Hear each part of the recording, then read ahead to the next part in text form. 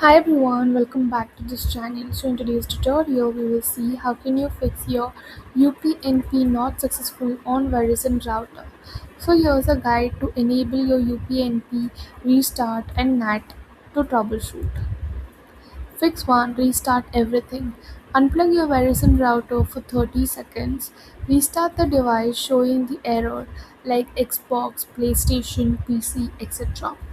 Wait for the router to fully reconnect before testing again. Fix 2. Verify UPnP is enabled. Open a browser and go to your router's admin page, commonly 192.168.1.1. Log in with your router credentials. Look for advanced settings and then go to UPnP. Make sure UPnP is enabled. Save changes and reboot the router. Fix 3. Disable and re-enable UPnP.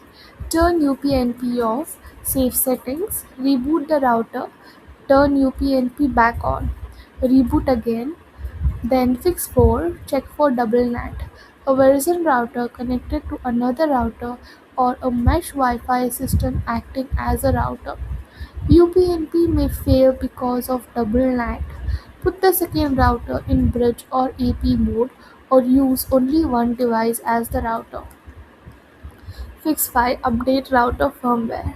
Outdated firmware can cause your UPnP issues. Log into the router. Check for firmware update under System Settings. Install any available updates. Fix 6. Manually forward the ports. Find the ports required by your device or game. Configure port forwarding in the router settings. Assign a static IP address to the device first. Fix 7. For Xbox users, if you are seeing this on an Xbox, go to Settings, select General and then go to Network Settings. Check the NAT type and then run test NAT type after rebooting the router. A successful setup usually shows open NAT. That's all for the video. Thank you for watching. Don't forget to like, share, comment and also do hit the subscribe button.